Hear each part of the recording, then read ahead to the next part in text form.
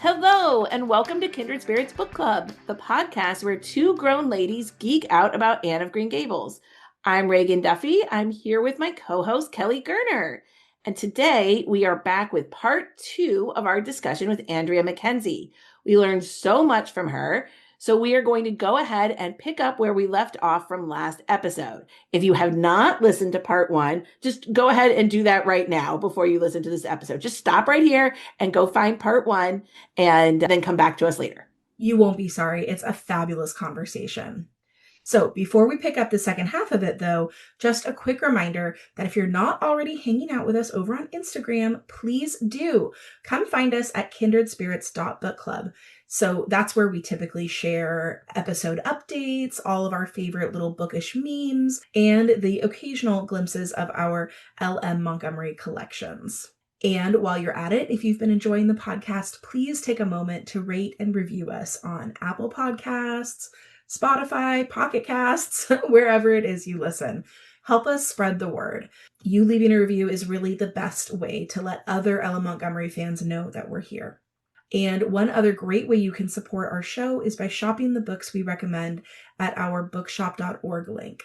You actually get to support both our podcast and indie bookstores, so that is a win-win. And now, back to our discussion with Andrea McKenzie.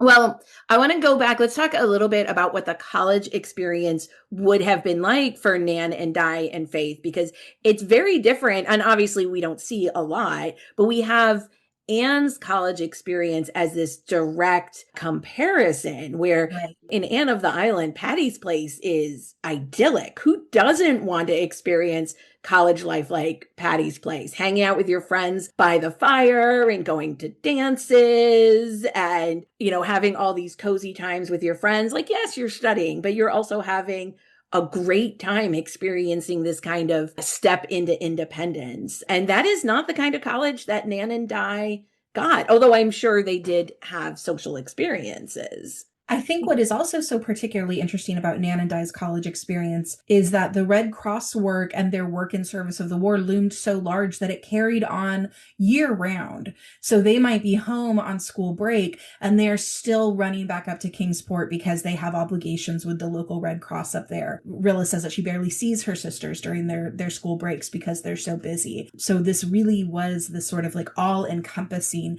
overarching theme of their collegiate experience. Yes, university at the time would have been quite different. And we know that Faith at least had been there for a year or two, whereas it looks like Nan and Di, they're fresh at university. First of all, as we know, there were hardly any men left.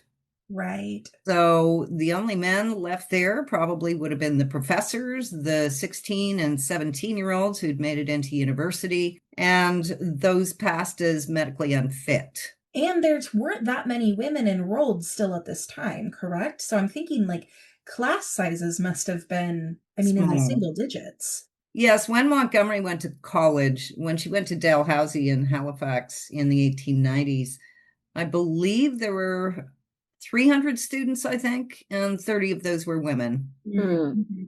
That was in the 1890s. So by the time she wrote the book, colleges had opened up even more. More women were getting educations, but it would have been a very deserted campus because only the women were left. I don't know how many of them there would have been. And as far as socializing went, all that time that Anne and Philippa, I did love Patty's Place. All that time that Anne and Philippa and their friends spent socializing and leading a very balanced life between spending time studying and having social times like dances. Nan and Di wouldn't have had that. Their time when they weren't studying probably would have been filled up with work, Red Cross work. That's not to say they didn't also socialize and have good times. They would have had to, because no one can live life for 4.5 years under that level of stress, doing that amount of work without having some kind of socializing activities. So the women probably started clubs. They probably went to movies together. They would have enjoyed planning and organizing such things as concerts because we know that Rilla enjoyed it. But at the same time, dances, if they enjoyed music, they probably joined choirs. They probably went to listen to music. They probably attended a lot of concerts. But dances, they wouldn't have been held in college, though it does occur to me that with that many young soldiers in town and at the training camps, it's always possible that they were invited to chaperoned dances with the soldiers. That is quite possible. It must be a little different dancing with soldiers who are about to head off to war than just other college students. The stakes are so high and so different. Dancing with young men before they head off to war so that they have a lovely time before they ship out is vastly different than everybody just having a good old time at a dance and flirting and being silly and all of that, being pretty just to be pretty. Mm-hmm. And also knowing that you would see those people the next morning, at least until you graduated. But Rilla thinks of Nan and Di's work as so much more romantic than her own. But my own sense is that it would have been heartbreaking. Yeah. It would have been enjoyable in some senses, especially if you are in a training camp and you're helping young men. At the same time, you would come to the realization that the young men are going overseas, and some of them won't be coming back, which is in itself heartbreaking. They know because Nan and Di, they have brothers overseas. Nan has Jerry overseas. Who knows? We're never told if Di has a sweetheart overseas or not. But because, going back to something Kelly said earlier, because they experienced that individually with their own brothers and their own friends, there is that experience of recognizing that all of these young men are also under threat. Right. So it may be seen by Rilla as romantic, and there will be aspects that Nan and Di probably enjoyed, but at the same time, they're saying goodbye to each group of men who go through. And so many of them either won't come back, and the ones that do are coming back markedly different. Yes. It makes me think a little bit about how different the college experience was for all of those young students during COVID. If we go back to our parallels for COVID, of all of these students who are so excited to go to college and have independence and to have all of these fun experiences, football games and dances and clubs. Or even just the dorm room shenanigans, right? Staying up all night, talking to your new friends in the hallway, walking together to the dining hall on a Saturday morning after you've been out all the previous night, at a party, like all of these like typical college experiences. And that wasn't what they had at all, unfortunately. No, they got this isolated Zoom class experience. My nephew started college during COVID and he got to go to class. The class was broken up and you went into in-person class like every other class so that the class was manageably small. And the other class you did on Zoom. So that way nobody sat next to each other. They sat all spread out throughout the classroom. So nobody sat next to each other. It was just him and his roommate in their dorm room. They didn't get a chance to do so much of the other fun stuff because socializing now came with this potential for really high consequences of catching or spreading COVID. And we didn't know so much then. And what a loss that innocent experience was for those students and for Nan and Di that they didn't get a chance to have that kind of carefree college experience. Yes.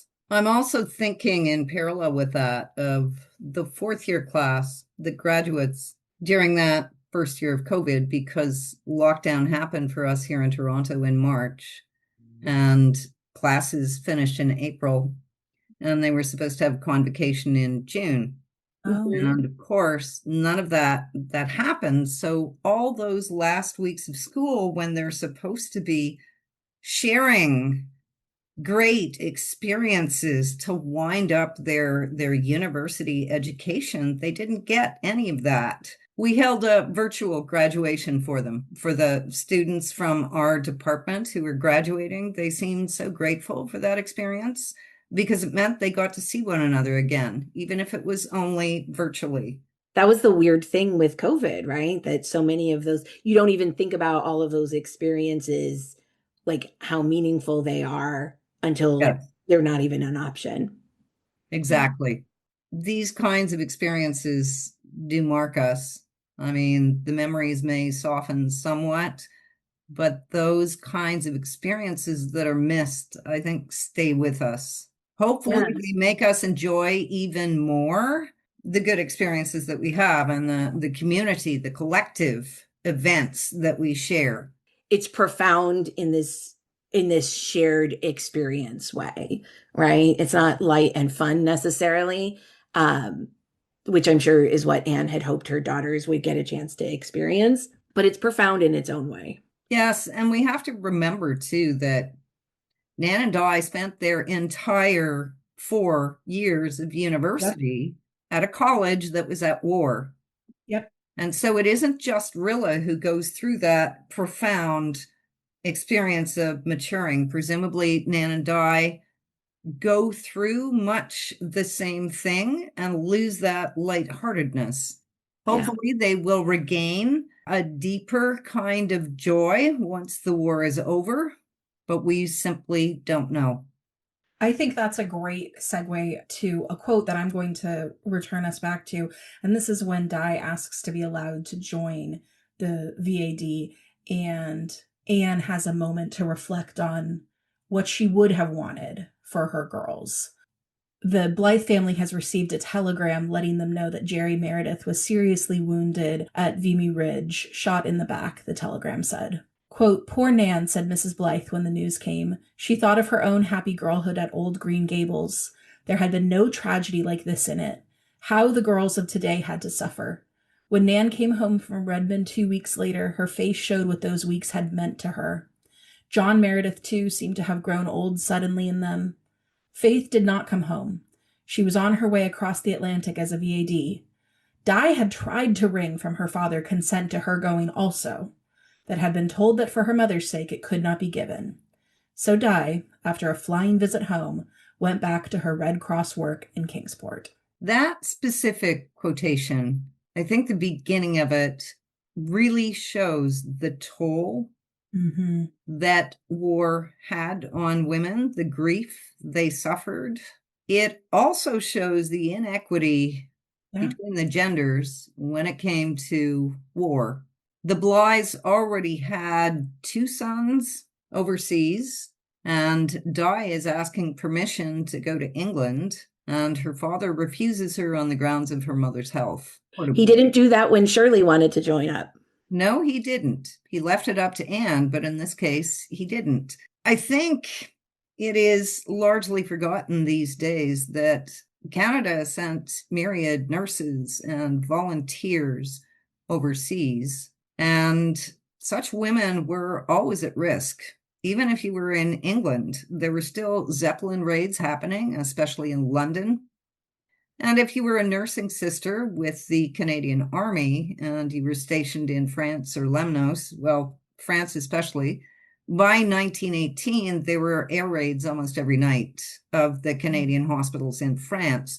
So women were at risk, and women did die during the war. The families of those nurses and those other women went through stress on their daughters' accounts as well as their sons, but they still let their daughters go. Dr. Blythe Gilbert doesn't do that. In fact, he doesn't, as you point out, even ask Anne what her decision is. So there is inequity there. I can understand why Gilbert would want to spare Anne the stress of having yet another family member going overseas to the war with the perils of the voyage to start with, and then the dangers over there. But I do think that the Reverend Meredith and his wife are much more equitable. They enabled their daughter to go overseas, as well as their sons. Although part of me, this just flashes me back a little bit to when we talked about Rainbow Valley, I had quite the rant about Mr. Meredith's parenting and lack thereof.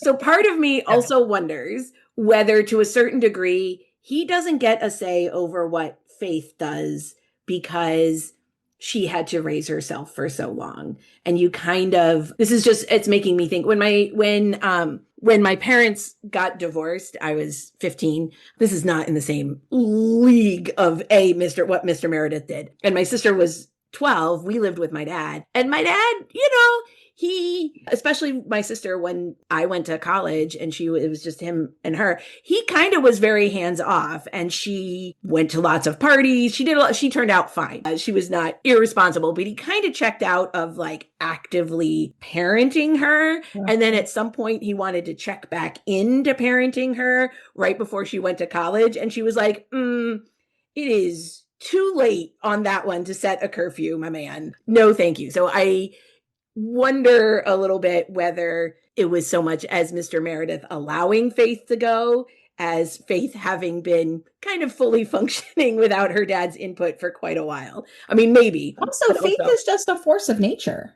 Yeah, it's true. Like, this is the girl who stood in front of the congregation. She is fearless. Yeah. Of course she is going to do this dangerous, difficult work. It's not enough for her to stay at home. It couldn't be. But I think it does point out that Di, who at this point would have been 21 at least, probably 21 at least at the time that she is wanting to go across at the VAD, is not considered to a certain degree old enough to make that decision for herself. But when Shirley turns 18, he is. Exactly.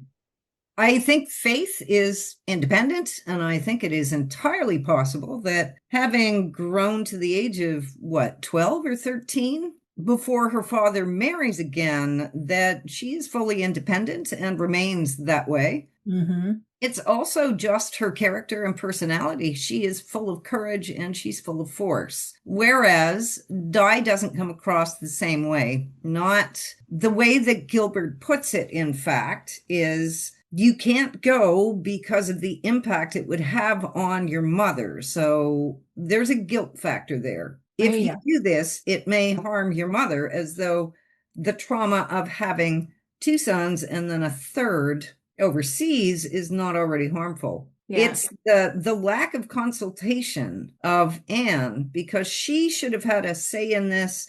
She would understand, and she would probably be honest with her daughter. Yeah.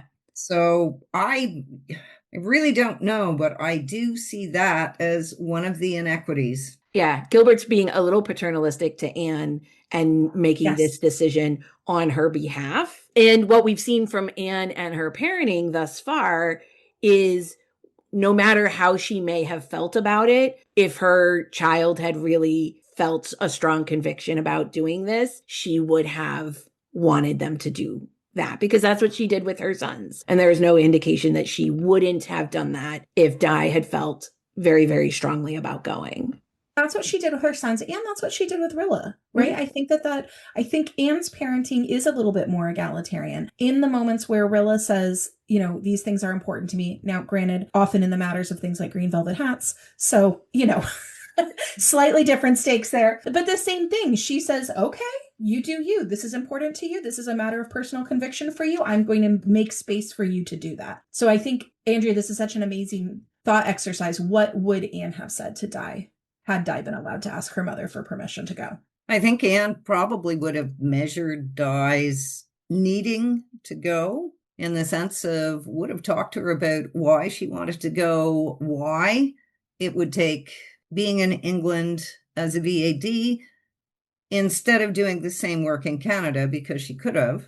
I think she would have listened to her daughter carefully. They would have talked it through and then come to a decision, probably mutually. But in all probability, Anne being Anne, in the case of each of her sons, she did let them go. Shirley is only 18, so he did need his parents' permission.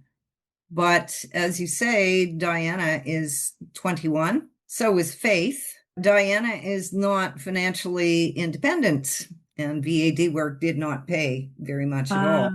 But at the same time, it's interesting to speculate what Anne would have done, I think, given that she did not want any of her sons to go, and yet she managed to send them off. I think she would have done the same for her daughters. Yeah, she felt like it wasn't her place to stand in the way of what they thought was right. Yes. She hasn't given us any indication that she would view that differently. And maybe Gilbert intervenes because he knows that Anne would have allowed her to go if Di had brought that conversation directly to Anne. And maybe he's, in his way, he's looking out for her. But again, it's a little paternalistic towards Anne and smacks of all this gender inequity that they didn't seem quite as concerned about Shirley. But to be honest, nobody's quite that concerned about Shirley except Susan. Yeah, Shirley doesn't appear in the books very much at all. No, that is a question for, you know what? I want to ask all Ella Montgomery experts, what is the deal with Shirley? Why did we write him at all? Because what is the point of him? What is the point of Why Shirley? did he get so little time on the page? I will give you my opinion. Yes. Right now. Yes. So in Rilla of Ingleside, Shirley plays the essential role of ensuring that Susan also has a mothering role in the book. Keep in mind, Anne is a mother. Anne is a mother by birth. Rilla becomes a mother through unofficial adoption of Jem's. Susan is also considered Shirley's mother. Remember, when he says goodbye to Mother Susan. Yeah. So this gives Susan that extra dimension. Even though she is a spinster, and she is feisty and spunky and voices the war so well, including criticism of the way it's run. Mm-hmm. This shows a softer side to Susan, and it sanctifies her in the sense of mothers in the war in Montgomery are sanctified if their sons are overseas. Oh, I like that. Andrea, that's absolutely, that's brilliant. That is the take that we needed. Oh, okay. All makes sense now, of course. Because this idea of sanctifying motherhood, right? Like we had some thoughts about Rilla, like why we had to make Rilla love Jim's, like why that had to be, like from a feminist point of view, why that had to be specifically part of her growth arc. Why she had to like become the Virgin Mary in Ken's eyes, like what, this whole interesting. Right. And why then, if this makes it like Susan is not only, but Susan's value is made more valuable by the fact that she is Shirley's mother. Interesting. Yes. It gives her that complexity of emotion. Right. Well, and then all of a sudden it takes her from somebody who had been wholeheartedly supporting the war. And now when it's Shirley going, what does that do?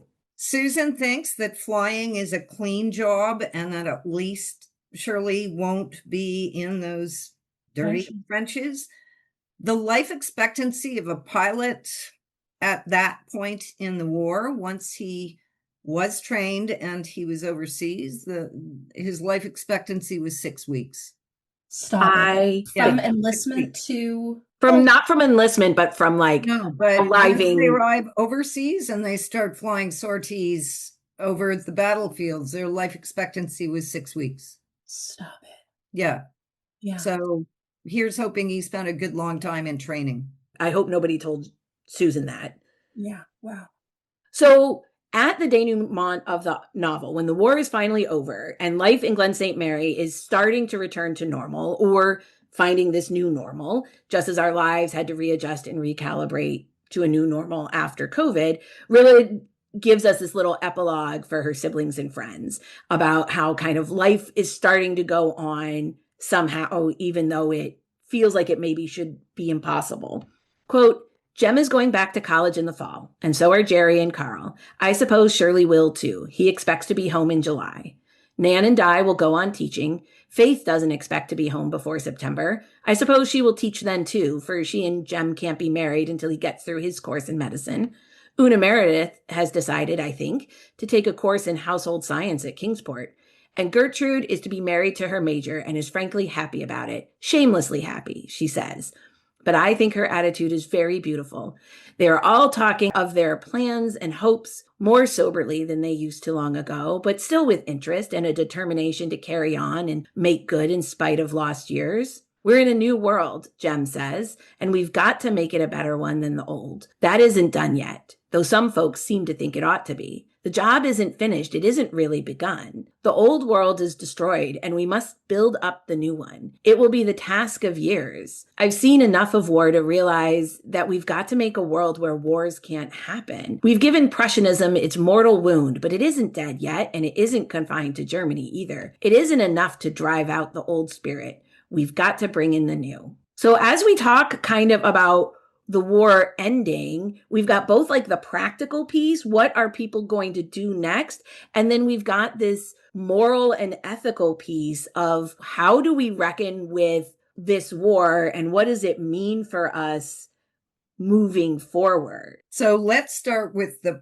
practical first. One of the things I notice in that quote is the very limited perspective of work for women. So Nan and Di have been doing all this Red Cross work well beyond knitting and sewing, probably organizational work and fundraising. All that would have honed their skills in the same way that Rilla is now quite an organizer herself. And then there's Faith, who has quite a bit of nursing experience now. She's been in England for at least 2 years. She won't be home till September 1919. And so her skills in that area will have been well established. But listen to the list that Rilla gives. The women are going to go back and teach. All of them except for Una, who's going to go off to household science. Mm-hmm. When I look at these women and I look at what Canadian women overall were doing, Montgomery wrote about what she knew. She left out much of women's work, such as working in munitions factories. When men left, women entered banks and other businesses to take over from the men. In fact, the scope of work was widened. Unfortunately, when the men came back, they wanted their jobs back, and for the most part, women were expected to return to the home. So like Gertrude, many of the women went on to get married, raise families, but all of the charitable work that they had done, many of them used the skills they had developed during the war to continue that kind of work. Rilla doesn't mention Mary Vance, but I can't imagine Mary Vance sitting around letting her husband do all the work. They're going to be running a store, going into partnership probably. She will become phenomenally successful. I speculate she will spearhead their marriage into a business partnership and that they will end up wealthy. When I think about Faith and all of those nursing skills, here is where I think Montgomery is somewhat limited. Most of the VADs, the untrained nurses, did not take up nursing training. However, Faith is one of those people. Her husband is going to become a doctor. He's got 3 years of medical studies to do, I believe. Faith is one of those people. She's not going to be content just to come back to Canada and teach. I could speculate for her that she would enter nurse training, and when her husband finishes medical school, she would also be very valuable because she has the skills to actually help him in his life work, and he will have the skills to help her. So you can see the more equitable partnership there. I also cannot imagine Rilla, despite everything that's been written about her regressing because she says yes at the end instead of yes. I cannot imagine her merely sinking into domesticity. She hasn't been ambitious. She doesn't want an education. Her dearest wish is to become Kenneth Ford's wife. But all this organizational ability, she's going to keep that and she's going to carry it on. And I have to say that all those women who formed those local Red Cross chapters, the Red Cross chapters themselves may have closed down, but such things as the Women's Institutes, which were fairly new at the time, and other social community building groups continued to exist. So I can see not just charitable work, there won't be any more war hospitals and so on and so forth, fundraising with goals of village improvement or community improvement, all those kinds of things. These women will continue that work just as much as the trained nurses, the military nurses who went overseas. Many of them came back, about 50% of them married. They formed their own voluntary Veterans Association to both socialize and help them deal with what they experienced during the war, and also to help them with peacetime, adjusting to peace. But they also raised funds, they organized events, they used all the skills. They weren't allowed to continue nursing after they were married, not in hospitals. They continued to use all the skills that they had built during the war on behalf of the community. Now, in the larger sense, the impact of war. Those who lost men during the war, men or women, that is, brothers and sisters, daughters and sons, or parents, their lives were, as Rilla's was, forever changed. You don't suffer such a loss or grief. It also impacts the ways that we remember war and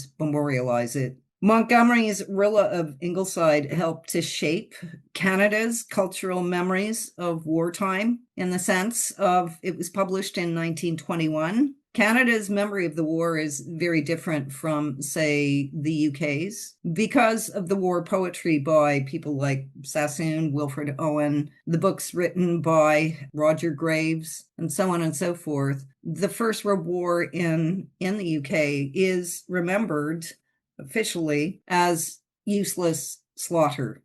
But the war in Canada, Montgomery mentions the Battle of Vimy Ridge in Rilla of Ingleside. At that battle, the 4 divisions of Canadian soldiers fought together for the first time. And the news about their victory at Vimy Ridge went at amazing speed right across Canada. The war did unify Canada in ways that it had not been before. A young country, suddenly with the goal of victory in mind, came together not just through battles, but through women's associations, such as those local Red Cross associations, because they were spread across the country and because they got news of what one another were doing for the war effort. So the impact of war and the impact of Montgomery herself is to remember the war as creating the nation of Canada. And the loss was great. 400,000 men went overseas. 60,000 did not return. Many others were wounded. Most were traumatized. So there was an impact on family life, on individuals, but also on the larger nation. Yet, in part, because of Montgomery, we remember what came out of the war, and that is the sacrifice of these men for this cause created a nation. So it's a kinder memory of war, and yet Montgomery outlines and depicts so vividly the sacrifices made not simply by the men who went overseas and lost their lives, but of the women and the families who lost them and who worked for victory. That was amazing. And I think that was is amazing. Perfect. kind of the perfect note to wind up this section, and we'll just move into like our inspired by section, because we could not add anything. That is just a really fascinating look into what both this book means for Canada and what the war meant for Canada, because of course that's not an experience that we are as familiar with from our own history. So that's been just invaluable. Well, let me ask this question. Do you think that Ella Montgomery always felt that way about World War I, or how did that start to change for her? So the comment or the words of her journal are reflected in Rilla of Ingleside. On Armistice Day, Ella Montgomery was in Prince Edward Island helping her beloved cousin Frida look after family who were down with the flu. On Armistice Day, November 11th, 1918, Montgomery asked what has been born of the sacrifice that had been made during the war. And we can see that reflected in Jem's words in that quotation you read, that the sacrifice must result in some great benefit, not for us who fought the war, but for the coming generations. However, Montgomery's journal in the 1930s documents her horror at the rise of Hitler. And then, of course, when the Second World War was inevitable, she was horrified. Her sons were then of an age to go and fight, and she was afraid that that would happen. And she thought of the slaughter of the First World War. It was not the war to end all wars, as she had expected. There had not been something new born that would cause war to stop. And so that last book that Ben Lefebvre edited, The Blythes Are Quoted, that shows Montgomery's very changed attitude towards the war. Mm-hmm. She no longer thought of it as necessarily justified. It was sheer horror. But that was the First World War as seen from the lens of the middle of the Second. Yeah. Andrea, if there's something I could ask you to return us back to, it would be how the book Rilla of Ingleside very specifically impacted Canadian identity around World War I. I think we're wondering, how did Rilla impact Canadians' view of World War I? Or how did it maybe not even impact, how did it define? That's a question that's difficult to answer because we would have to go back to that time. Now, my argument is that Rilla of Ingleside did indeed shape Canadians' cultural memories of the war. At the same time, I also recognize that Rilla of Ingleside, think of the plethora of books that have been written about World War I, many of them by Canadians. Rilla of Ingleside is one of the few, possibly the only, war book written in the immediate post-war era in English in Canada to still be in print today. It has been in print pretty continuously ever since 1921 as part of the Anne series. When we think about that, we think Rilla and the Anne series are now seen as women's books, but they weren't necessarily at the time. But they did present a very strong women's perspective about the war. Reviewers at the time thought that it accurately reflected what Canadian communities went through during the war. And that was right after Rilla was published.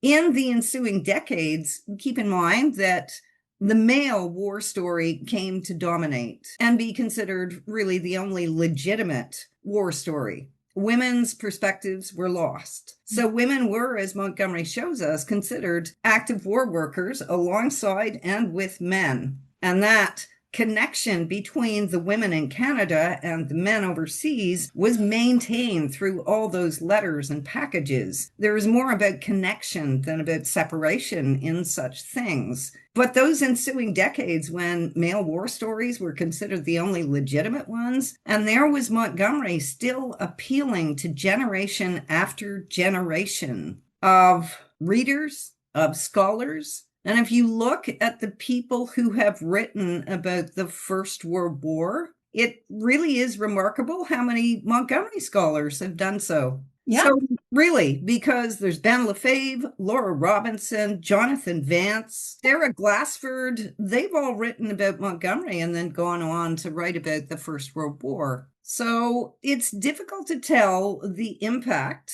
but it is also a factor that Montgomery's view is the accepted view, really. Mm-hmm. Or at least it was up until English literature scholars decided that we had to emulate the UK. And so in the 1970s and 80s, the only legitimate Canadian war stories became by authors like Timothy Findlay, who wrote The Wars and wrote about it in the British sense of mass slaughter. So sorry, I don't know if I've answered your question. I've tried to do so honestly. Montgomery has been there. She's still not necessarily acknowledged when war writers are named by, the Canadian Broadcasting Corporation and institutions like that. She has been there and with us all the time since the First World War and consistently read. And look at the number of people who read Montgomery and then think about the number of people who have absorbed her version of war. Yeah. And think about, as we were discussing at the beginning of our conversation, how this book, particularly the Anne series, and through the Anne series, this book has impacted even a global understanding of World War I and what that was like. When you think about the global reach of the Anne series and the fact that, people from around the world are reading all of these books, the version of World War I that they are learning, especially in countries that don't teach World War I the same way they would teach it in Canada or in England, is Montgomery's. Yes, which is woman-centered. It involves men and it involves community, but we get women's perspectives. Well, that is the perfect place to kind of wrap up. And Andrea, we like to end our episodes by being inspired by Anne, or Rilla of Ingleside in this case, and recommend something. Sometimes we recommend things that are only tenuously related to our episode. Sometimes we recommend things that are bang on. So if you have any recommendations for our listeners, we would love one. So Kelly, what are you inspired by today? Today, I am inspired by really the main topic of our conversation, the Red Cross. As we've been hearing all about today, this is a venerable organization that has been responding to war, conflicts, and other international crises for over 140 years. And I will freely admit that I heard lots of criticism of the Red Cross and their work over the years. And until very recently, I don't think I truly understood the work that they were doing. One thing I used to hear about the Red Cross is that in the aftermath of a crisis, all these generous people would go and donate to the Red Cross, and they would do that instead of donating to local boots on the ground organizations. And so all that money that was so generously given would end up going to Red Cross administration instead of directly to people in need. And look, I don't know, maybe that is just part of the story of how a large international relief charity operates, but I can tell you all from lived experience that the Red Cross is very skilled at getting money in the hands of people who need it quickly, and that they have the mechanisms and the staff to do it in ways that oftentimes those local boots on the ground community organizations just don't. So after those fires early last year, the Red Cross was in fact the only charitable organization that was able to provide my family with meaningful financial assistance within the first few weeks after the fire. And I mean, they called us the third weekend. They called us, they found us, and they said, "Do you need money?" And we said, "Yes, our house just burned down, please." And they got it to us that day. It hit my bank account the same day they called us. So our experience with the Red Cross has been powerfully positive. They are a large international organization. They know what they are doing. And the Red Cross is now a part of our charitable giving as a family. So I would encourage all the kindred spirits to consider a gift to the Red Cross as well. That is a great idea. I agree. And I'd add to that if you want to give directly to people impacted by crises, contributing to individual folks' GoFundMes is also an excellent way to help, because so many times people just need to have the flexibility to make the choices that are best for them in the moment. And often straight up cash is just the best way to help. I think Andrea said so in the episode, right? Cash, yeah. All the fundraising they were doing throughout Rilla of Ingleside is because sometimes you just need money to get things done. Yep. But my own recommendation is going to be a little out of left field in terms of relating to this episode. But when I think of Faith and Jem and World War I kind of was getting an emotional connection to this book and its sequel. It's Divine Rivals by Rebecca Ross and its sequel, Ruthless Vows. This is not a direct link, but these two books are kind of a fantasy analog to our world, in which that war in the book parallels World War I, and the author has said was inspired by World War I, including gas attacks. But it's fought on the behalf of gods. So look, go with me here. But there's an amazing rivals to lovers arc between rival journalists. There's magic typewriters. There's a commentary on wartime journalism and propaganda, sharp, thrilling twists that make you want to pick up the sequel the instant you finish the book. You guys, unlike me, will not have to wait. In fact, I read the first one on a girls' reading weekend with Kelly, in which one day I sat on the couch and just read this book straight through. I think Kelly brought me snacks. I don't think I even got up. Yeah. I think I just spent 4 hours straight through just reading this book. I had read it first and I gave it to you and I was like, Reagan, this is very precisely your thing.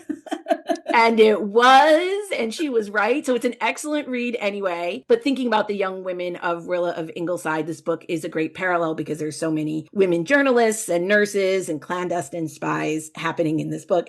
And it's kind of an interesting fantasy take on World War I. You can absolutely read those books as sort of like an alternate universe Gem and Faith fanfic. Gosh, I want Gem and Faith's House of Dreams. I love what Andrea was saying about predicting that Faith goes to nursing school and sort of becomes his like helpmeet in his practice. I can totally see that. Fanfic authors, again, I'm sending up the bat signal. I do need that book. And I would love to see how the two of them sort of navigate this end of wartime together. So, Andrea, do you have any recommendations for us? Well, the only thing I can really think of is not books, but it's a reminder of the strongest theme in Rilla and also the reason we started the readathon, and that is community. So I would recommend, especially at the time of year when in many parts of the world the snow is falling and people may be feeling a bit isolated, to think of one small thing you can do to create community and do it. And it could be something like leaving a comment on someone's Facebook page or a podcast. It could be sending a card to someone. It could be making a visit. It could be anything that your imagination considers that would help to create community. We love that. I think that's a powerful and important recommendation at any time of year, Andrea. Thank you. Well, the reason I thought of it is because I belong to a pop choir. So we sing Pat Benatar and such. Stop it. That's so cool. You don't have to audition, you just attend. And we had our final concert yesterday. We had so much fun doing it, but they recorded it. We sound terrible. Oh, I'm sure you don't. We had lots of guests. My husband came along and he said, no, you were fabulous. You were great. But I watched the recording today. We were awful, but you can also see us in the back row having so much fun. And Toronto can be a very lonely place. And this choir is one place where people make friends. We have a good time. We know each other's names. We know we'll see each other once a week. I love that so much. And you don't necessarily know this, but Kelly is an amazing singer. So choirs and being part of like a musical community is so cool. There's something about breathing in the same cadences as everyone else in the room that connects you to them on, I think, a level that maybe we don't really understand fully. And, whatever you sound like is irrelevant because you are all having that collective experience together. So I think that's really cool. Shortly after the fire, right, Kelly, we went to, I don't know if you've heard of this, it's called the One Day Choir. And they're mostly based in New York, but they're starting to pop up in other cities. And it's exactly what it sounds like, where you just go and no experience necessary. And a whole group of strangers comes together and learns one piece of music together over 4 hours. And we took my daughter as well. And it was Defying Gravity. Defying Gravity from Wicked. Oh.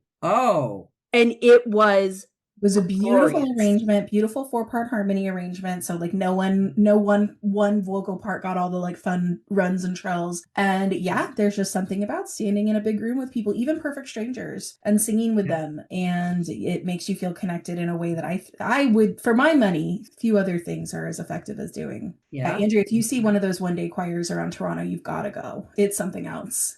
Okay. All right, dear kindred spirits, that is our episode for today. Andrea, oh my goodness, thank you so much for joining us. What a privilege to sit with you today, to get all of your expertise and insight and context for this book. I think you've given us all a much more thorough and broad understanding of this text and the real lived experiences of the women and girls who lived through World War I in Canada. If our listeners want to know more about you or join a conversation like this one, where is the best place for them to find you? The readathon, although I'm no longer creating new posts, I'm sharing other people's posts. You can find more information about Rilla of Ingleside there. I would also recommend the edition that Benjamin Lefebvre and I edited of Rilla of Ingleside. It's the Penguin version, if you can find it, because it's got the glossary in the back. Ben did all the literary allusions. I did all the war terms and war notes. What I would add, by the way, is recommendation to all the people out there. I will be recommending this podcast to everyone I know. I think it's great what Reagan and Kelly are doing, and I hope you'll invite all of your friends, all you listeners out there, invite all of your friends to come and listen. Oh my gosh, Andrea, thank you for doing our work for us today. As Andrea says, the best way to support the show is to share us with a friend, a coworker, your mom, your book club, anyone who you know who could use a little more Anne, a little more Ella Montgomery in their life. Also, please consider leaving us a 5-star rating or review on Apple, Spotify, wherever you listen. And because we love to spoil those of you who stay all the way to the end, if you do any of that, send us a screenshot or let us know, and we'll send a thank you note and one of our gorgeous sage green KSBC stickers with Anne's face in profile. They are so pretty, gives you forever bragging rights. You can also support the podcast by shopping through our bookshop.org link, which is in show notes. We do earn a small commission, and you get great books from independent bookstores. And of course, be sure to follow us on Instagram at kindredspirits.bookclub for all the behind-the-scenes bookish fun. Kindred Spirits, we adore you. Andrea, we adore you. And we will see you again in 2 weeks for more delightful conversations about Rilla of Ingleside. Thanks for listening, Kindred Spirits.